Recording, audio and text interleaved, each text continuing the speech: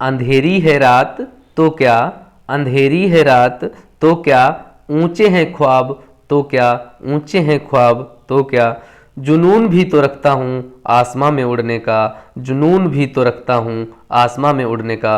Good morning friends, जय हिंद, वंदे मातरम। एक बार फिर से मैं आप सभी का तहे दिल से स्वागत करता हूं आपके अपने चैनल हिंदी के रंग विपिन सर के संग पर। आज हम लोग हिंदी का प्रैक्टिस सेट नंबर 35 लगाएंगे और इसमें से टॉप 50 क्वेश्चन लेकर के मैं हाजिर हुआ हूं, जो कि मोस्ट इंपॉर्टेंट क्वेश्चन है, जो कि एक्सपेक्टेड है कि आपके एग्जामिनेशन पेपर में हूबहू इसी टाइप के प्रश्न पूछे जाएंगे। तो आइए स्टार्ट करते हैं। अगर वीडियो पसंद आए तो प्लीज लाइक करना ना भूलें, और साथ ही साथ आप लोगों को अगर आंसर आ रहा है तो कमेंट करें, अगर नहीं आंसर आ रहा है तो इस वीडियो के माध्यम से सीखें। स्टार्ट करते हैं।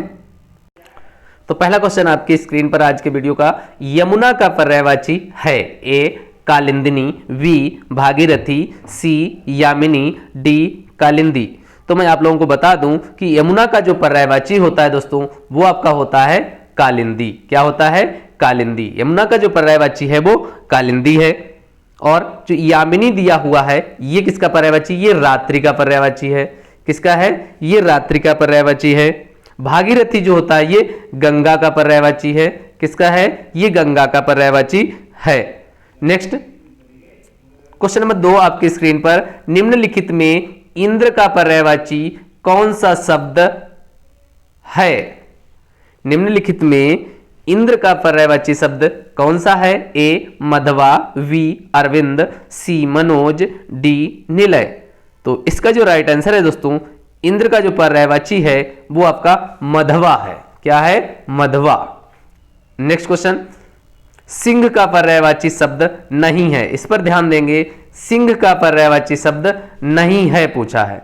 क्या कह रहा है कि सिंह का पर्यायवाची शब्द नहीं है? ए शार्दुल, बी केसरी, सी व्याघ्र, डी वनिता। तो इसका जो राइट आंसर है दोस्तों, वो आपका डी ऑप्शन है, जो वनिता है ये आपका पर्यायवाची शब्द सिंह का नहीं है। शार्दुल, व्याघ्र और केसरी ये तीनों सिंह के पर्यायवाची हैं। वनिता जो है ये स्त्री का पर्यायवाची शब्द है। किसका है? स्त्री का पर्यायवाची शब्द है। नेक्स्ट क्वेश्चन, क्वेश्चन नंबर 4 आपकी स्क्रीन पर आता हुआ, निम्नलिखित में से गलत विलोम शब्द युग्म कौन सा है? ए प्रवेश नवेश, वी मूक वाचाल, सी भूत भविष्य, डी पुरस्कार और तिरस्कार। तो चौथे का जो राइट आंसर है दोस्तों, जो युग्म गलत है आपका विलोम शब्द दिया है, वो आपका है ए ऑप्शन प्रवेश नवेश। बाद बाकी मूक वाचाल दोनों अपोजिट सही हैं, भूत भविष्य सही है, पुरस्कार तिरस्कार सही है, प्रवेश नवेश जो है ये गलत है, इसलिए आपका यही आंसर होगा। नेक्स्ट क्वेश्चन, क्वेश्चन नंबर 5 आपकी स्क्रीन पर, उन्मूलन का विलोम क्या होता है?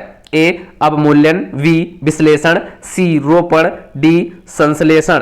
तो जो उन्मूलन का विलोम है वो आपका रोपण होगा। सी ऑप्शन करेक्ट होगा, रोपण होगा। जो विश्लेषण का क्या होता है? संश्लेषण होता है। विश्लेषण का संश्लेषण होगा। नेक्स्ट क्वेश्चन, क्वेश्चन नंबर 6, सृष्टि का विलोम शब्द क्या होता है? ए प्रलय या संहार, वी निंद, सी दुर्वृत्त, डी कृत्रिम विकृत। तो इसका जो राइट आंसर होगा दोस्तों, वो ए ऑप्शन है, सृष्टि का जो विलोम होगा वो प्रलय या संहार होगा। निंद का जो विलोम होता है वो बंद होता है, वंद्य। निंद का विलोम बंद होगा। दुर्वृत्त का यहां सदवृत्त हो जाएगा। क्या हो जाएगा? सदवृत्त, सदवृत्त हो जाएगा। और कृत्रिम और विकृत इसका हो जाएगा आपका प्राकृतिक। क्लियर हो गया दोस्तों? आगे चलते हैं। अगर वीडियो पसंद आ रहा है तो प्लीज लाइक करना ना भूलें। नेक्स्ट क्वेश्चन है, क्वेश्चन नंबर 7 आपकी स्क्रीन पर आता हुआ, नीचे दिए गए वाक्यों में रिक्त स्थानों में उचित शब्द भरने के लिए 4 विकल्प दिए गए हैं। उचित विकल्प का चयन कीजिए। देखिए, साहित्य मूलतः भाषा के माध्यम द्वारा की अभिव्यक्ति है। किसकी? ए जीवन की, बी संग्राम की, सी विवेचना की, डी सूचना की। तो 7वें का जो राइट आंसर है दोस्तों, ए ऑप्शन होगा आपका जीवन की। क्या होगा? जीवन की। Next question, question number 8, Kabir की भाषा थी, यानी कबीर जी की भाषा कैसी थी? हिंदी, सधुक्कड़ी, सी अवधी, और डी गुजराती। तो कबीर की जो भाषा थी दोस्तों वो सधुक्कड़ी थी, या पंचमेल खिचड़ी भी कहीं कहीं लिखा मिल सकता है, तो आप लोग पंचमेल खिचड़ी या सधुक्कड़ी याद रखेंगे। नेक्स्ट क्वेश्चन, क्वेश्चन नंबर 9 आपकी स्क्रीन पर। हिंदी वर्णमाला में ऊष्म व्यंजन कौन कौन से हैं? ए स स ह, वी त थ द ध, सी ट ठ ड ढ, डी च छ ज झ। तो 9वें का जो राइट आंसर है दोस्तों वो ए ऑप्शन है, स स ह। आप कह रहे हैं कि ऊष्म व्यंजन होते क्या हैं, ये भी आप याद रखेंगे। ऊष्म व्यंजन क्या होते हैं? यानी जिन व्यंजनों के उच्चारण में जो श्वास है वो रगड़ खा करके निकले, और रगड़ खाने के कारण श्वास में जो है कुछ ऊष्मा उत्पन्न हो जाती है, इसीलिए इन व्यंजनों को हम ऊष्म व्यंजन कहते हैं, स स ह को। नेक्स्ट क्वेश्चन, क्वेश्चन नंबर 10 आपकी स्क्रीन पर। कृदंत प्रत्यय किन शब्दों के साथ जुड़ते हैं? ए संज्ञा के साथ, बी सर्वनाम के साथ, सी क्रिया के साथ, डी अव्यय के साथ। तो 10वें का जो राइट आंसर है दोस्तों सी ऑप्शन है, क्रिया के साथ। जो कृदंत प्रत्यय हैं दोस्तों वो क्रिया के साथ जुड़ते हैं। नेक्स्ट क्वेश्चन, क्वेश्चन नंबर 11, खांसी का तत्सम रूप क्या होगा? ए खाती, वी कास, सी खनी और डी खरजू। 11 का जो राइट आंसर है दोस्तों वी ऑप्शन है, खांसी का तत्सम रूप कास होता है। और जो खाती दिया है ये जो है ये खान का तत्सम है, खाई का तत्सम है। खाती जो है ये खाई का तत्सम है, याद रखेंगे, खाती खाई का तत्सम है। और जो खान है ये खनिका है, खान यहां लिख लेंगे, खान। और खुजली का तत्सम खरजू है, खुजली का तत्सम जो होगा वो खरजू, ये दिया हुआ है। नेक्स्ट क्वेश्चन, क्वेश्चन नंबर 12 आपकी स्क्रीन पर। गाभिन का तत्सम रूप क्या होगा? ए गर्भिणी, वी गणेश, सी गर्भिन, डी गर्भन। तो 12 का जो राइट आंसर है वो ए ऑप्शन बिल्कुल करेक्ट होगा, गर्भिणी। नेक्स्ट क्वेश्चन, क्वेश्चन नंबर 13 आपकी स्क्रीन पर। निम्नलिखित में कौन सा तद्भव रूप है? कौन सा तद्भव रूप है? ए संध्या, वी दुग्ध, सी सिल, डी सया। तो 13वें का जो राइट आंसर है दोस्तों सिल जो है आपका ये आपका तद्भव रूप है, बाद बाकी संध्या, दुग्ध, सया ये तीनों शब्द आपके तत्सम शब्द हैं। नेक्स्ट क्वेश्चन, क्वेश्चन नंबर 14 आपकी स्क्रीन पर। आंखों में गड़ना, इस मुहावरे का उपयुक्त अर्थ क्या होगा? ए गौर से देखना, वी मन में खटकना, सी सहन न कर पाना, डी वस्तु को पाने की उत्कट लालसा रखना। तो 14वें का जो राइट आंसर है दोस्तों वो बी ऑप्शन है, मन में खटकना। नेक्स्ट क्वेश्चन, क्वेश्चन नंबर 15 आपकी स्क्रीन पर। फूल का तत्सम रूप क्या होता है? ए पुष्प, वी पुष्प, सी प्रसून, डी सुमन। तो 15वें का जो राइट आंसर है दोस्तों वो वी ऑप्शन है, पुष्प जो होता है वो फूल का तत्सम रूप है। और जो बाद बाकी पुष्प, प्रसून, सुमन दिए हैं ये सभी फूल के ही पर्यायवाची हैं। Next question, question number 16। एक प्रतिभा संपन्न छात्र का विशेषण क्या है? एक प्रतिभा संपन्न छात्र का विशेषण है, इसमें विशेषण बताना है। ए कुशल, वी चतुर, सी अध्ययनशील, डी मेधावी। तो 16वें का जो राइट आंसर है दोस्तों वो डी ऑप्शन है, मेधावी। Next question, question number 17। कौन हिंदी की उपभाषा नहीं है? ए मराठी, वी पश्चिमी हिंदी, सी पूर्वी हिंदी, डी राजस्थानी हिंदी। तो 17वें का जो राइट आंसर है दोस्तों वो ए ऑप्शन है, मराठी जो है वो हिंदी की उपभाषा नहीं है, बाद बाकी पश्चिमी हिंदी, पूर्वी हिंदी, राजस्थानी ये सभी हिंदी की उपभाषाएं हैं। Next question, question number 18। आए थे हरिभजन को ओटन लगे कपास, इस लोकोक्ति का सही अर्थ क्या है? ए साधुओं की संगति छोड़ देना, वी वांछित कार्य को छोड़कर अन्य कार्य में लग जाना, सी भक्ति छोड़कर व्यापार करने लगना, डी गृहस्थी के झंझटों में फंस जाना। 18वें का जो राइट आंसर है दोस्तों वी ऑप्शन है, वांछित कार्य को छोड़कर अन्य कार्य में लग जाना, यानी जो कार्य आप करने आए थे उसको छोड़ करके दूसरा कार्य करने लग जाना, यही होता है आए थे हरिभजन को ओटन लगे कपास। नेक्स्ट क्वेश्चन, क्वेश्चन नंबर 19 आपकी स्क्रीन पर। देखी सुदामा की दीन दशा, करुणा करिकै करुणा निधि रोए, इसमें कौन सा रस है? ए वियोग श्रृंगार, वी रौद्र, सी करुण और डी शांत। 19 का जो राइट आंसर है दोस्तों वो सी ऑप्शन है, इसमें आपका करुण रस है। नेक्स्ट क्वेश्चन, क्वेश्चन नंबर 20 आपकी स्क्रीन पर, वह क्या कर रहा है, ये कैसा वाक्य है? ए प्रश्नवाचक वाक्य, बी साधारण वाक्य, सी निषेधात्मक वाक्य, डी संबंधवाचक वाक्य। तो 20 का जो राइट आंसर है दोस्तों, सीधा सा पूछ रहा है कि वह क्या कर रहा है, यानी क्वेश्चन मार्क है, प्रश्नवाचक वाक्य है ये।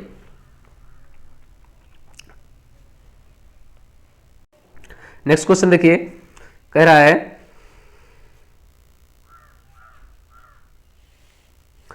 तत्क्षरण का सही संधि विच्छेद क्या होगा? ए तत् प्लस शरण, बी तत् एंड शरण, सी तत्क्षरण और डी तत्क्षरण। तो इसका जो राइट आंसर है दोस्तों वो ए ऑप्शन होगा, तत्क्षरण। नेक्स्ट क्वेश्चन, संग्रहालय का संधि विच्छेद होगा, संग्रहालय का सही संधि विच्छेद आपको बताना है, इनमें से कौन सा है? ए सम प्लस ग्रह प्लस आलय, बी सम प्लस ग्रह प्लस आलय, सी सत प्लस ग्रह प्लस आलय, डी सत प्लस ग्रह प्लस आलय। तो इसका जो राइट आंसर है दोस्तों ए ऑप्शन है, सम प्लस ग्रह प्लस आलय। याद रखेंगे दोस्तों, इंपॉर्टेंस क्वेश्चन है, इससे पहले भी एग्जाम में पूछा जा चुका है, ये इसकी व्याख्या भी देख लेंगे आप लोग। नेक्स्ट क्वेश्चन, गबीस में प्रयुक्त संधि का नाम क्या है? ए दीर्घ संधि, बी गुण संधि, सी यण संधि और डी अयादि संधि। तो यहां पर जो राइट आंसर है दोस्तों डी ऑप्शन है, ये अयादि संधि है। नेक्स्ट क्वेश्चन, क्वेश्चन नंबर 4, निम्नलिखित में से शुद्ध वर्तनी का चयन कीजिए। इसमें से शुद्ध वर्तनी कौन सी है? कर्मनासा, कर्मनासा, कर्मनाला या कर्मनासा। कर्मनासा की शुद्ध वर्तनी कौन सी होगी? तो इसका जो राइट आंसर है दोस्तों बी ऑप्शन है, कर्मनासा। इस प्रकार से लिखा जाएगा। नेक्स्ट क्वेश्चन, निम्नलिखित में शुद्ध वर्तनी का चयन कीजिए, शुद्ध वर्तनी का चयन कीजिए। उरिन, उरिण, उरण या उरण। तो पांचवें का जो राइट आंसर है दोस्तों वो डी ऑप्शन है, उरण। इस प्रकार से सही होगा। नेक्स्ट क्वेश्चन, किस शब्द में उत उपसर्ग नहीं लगा है? उद्गम, उत्कर्ष, उत्तम, अत्यधिक। तो इसका जो राइट आंसर है दोस्तों, जो उत प्रत्यय नहीं लगा है वो अत्यधिक में नहीं लगा है, क्योंकि यहां पर अति प्रत्यय लगा है। अति प्लस अधिक इक्वल अत्यधिक होगा, बाद बाकी यहां सभी में उत उपसर्ग लगा हुआ है। नेक्स्ट क्वेश्चन, निम्नलिखित में से किस में तदभव प्रत्यय निहित है? ए टिकाऊ, बी देवरानी, सी घुमक्कर, डी असलियत। तो इसका जो राइट आंसर है दोस्तों ए ऑप्शन है, जो तदभव प्रत्यय ऐड है वो टिकाऊ में ऐड है। नेक्स्ट क्वेश्चन, क्वेश्चन नंबर 8 आपकी स्क्रीन पर, ऋण मुक्त में कौन सा समास है? ए कर्ण तत्पुरुष, बी अपादान तत्पुरुष, सी अधिकरण तत्पुरुष, डी संप्रदान तत्पुरुष समास। तो 8वें का जो राइट आंसर है दोस्तों बी ऑप्शन है, अपादान। ऋण से मुक्त, क्या बनेगा इसका? ऋण मुक्त अर्थात ऋण से मुक्त। नेक्स्ट क्वेश्चन, निम्नलिखित में से अव्यय भाव समास किसमें है? ए करुणापूर्ण, बी कमल नयन, सी चतुर्भुज, डी यथासंभव। तो यहां पर जो राइट आंसर है दोस्तों यथासंभव में आपका अव्यय भाव समास है। नेक्स्ट क्वेश्चन, क्वेश्चन नंबर 10 आपकी स्क्रीन पर, निम्नलिखित में से कौन सा शब्द तत्सम है? ए पश्चाताप, बी जमुना, सी शक्कर, डी श्राप। तो इसका जो राइट आंसर है दोस्तों ए ऑप्शन है, पश्चाताप आपका तत्सम शब्द है, बाद बाकी जमुना, श्राप, शक्कर ये सभी तद्भव शब्द हैं। नेक्स्ट क्वेश्चन,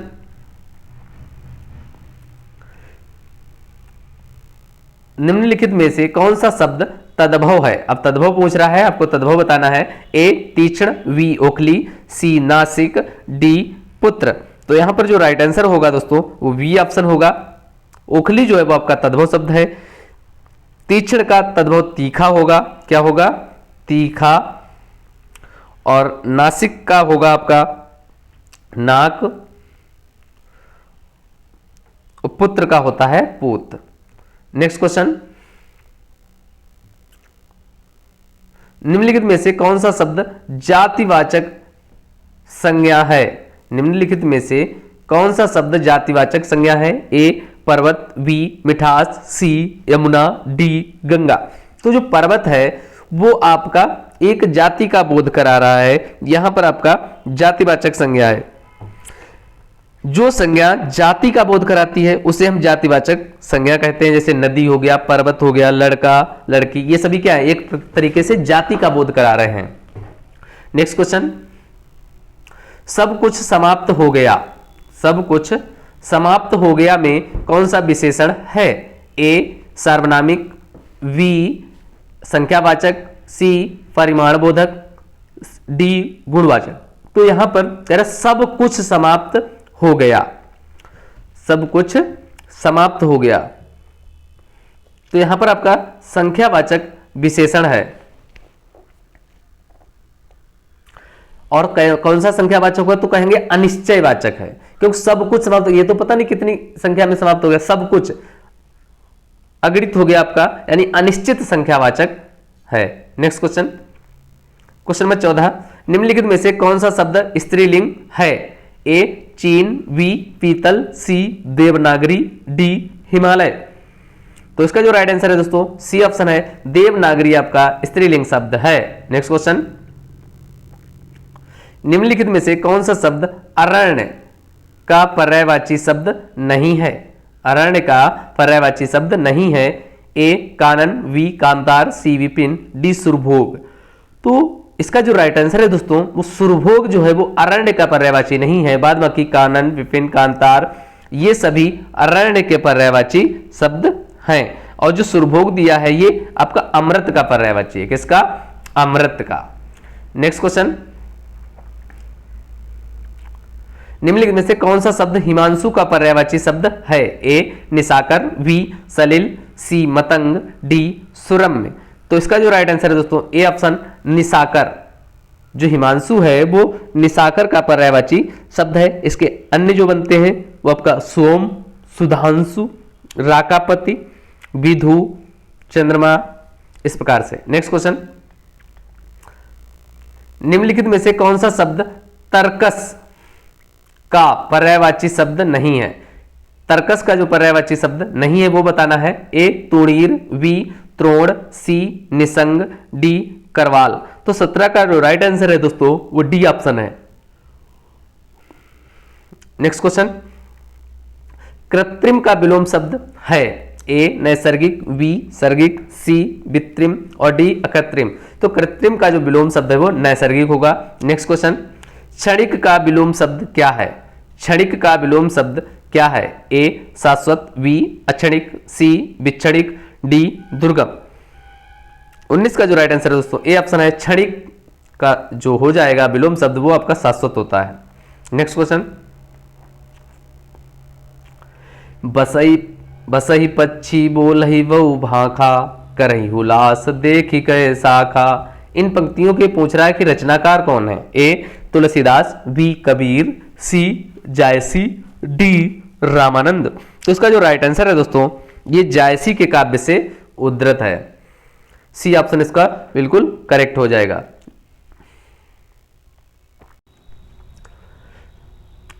आगे गद्यांश दिया है, इस गद्यांश को पढ़ना है हम लोगों को, उसके बाद उस पर आधारित 5 प्रश्नों के उत्तर देने हैं।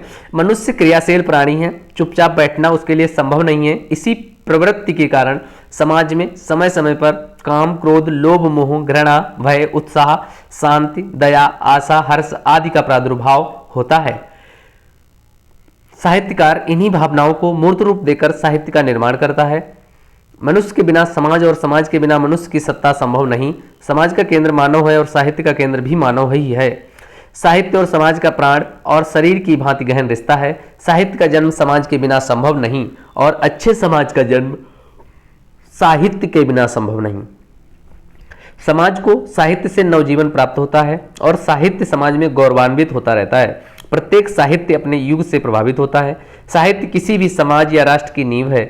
यदि नींव सुदृढ़ होगी तो भवन भी सुदृढ़ होगा। साहित्य अजर अमर है, वह कभी नष्ट नहीं होता। तो इस पर आधारित प्रश्न है, उनको सॉल्व करते हैं।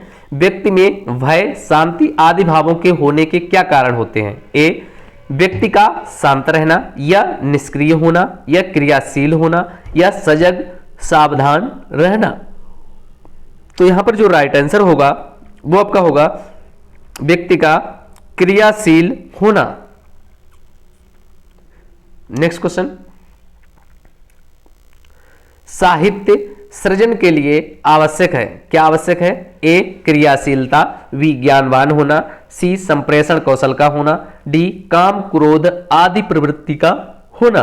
तो इसका भी राइट आंसर डी होगा, काम क्रोध आदि प्रवृत्ति का होना यह साहित्य सृजन के लिए अति आवश्यक है।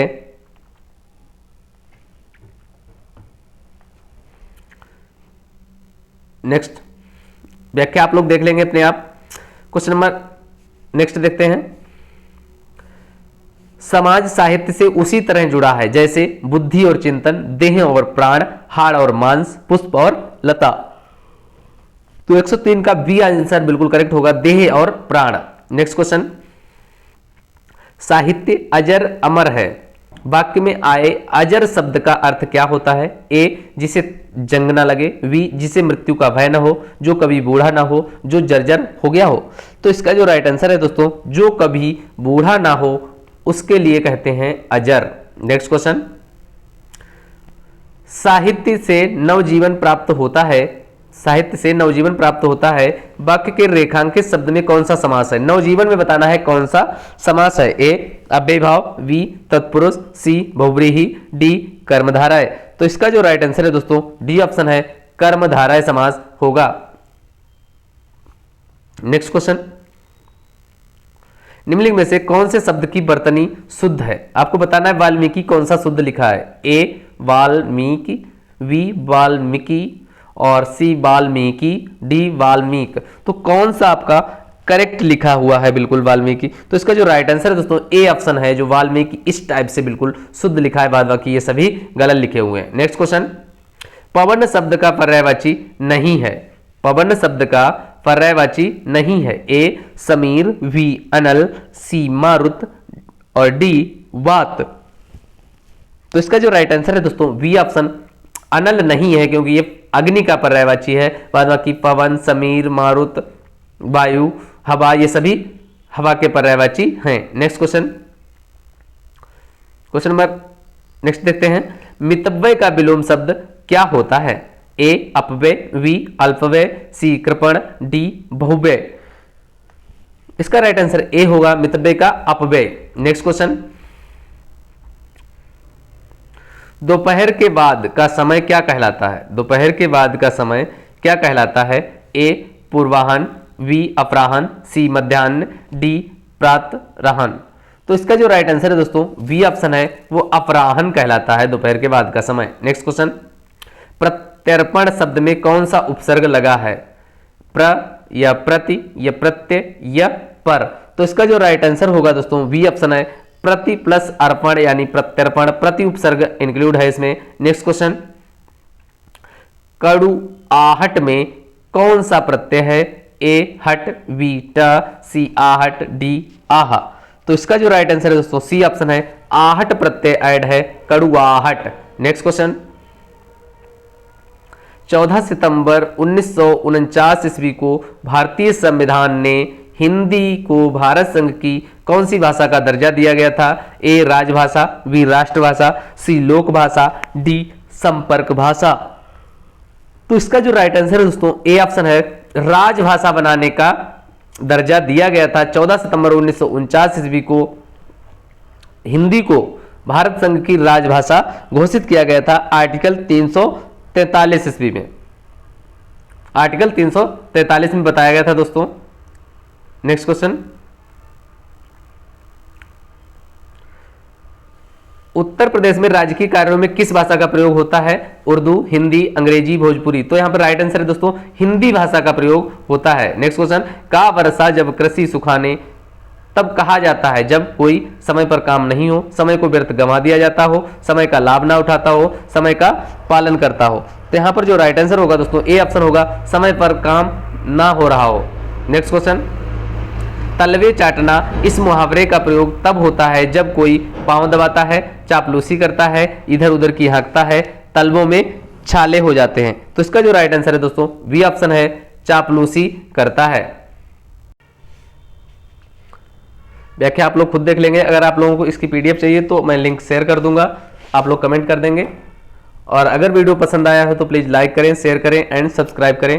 Thanks for watching. जय हिंद, वंदे मातरम दोस्तों। फिर मिलते हैं एक नए वीडियो के साथ।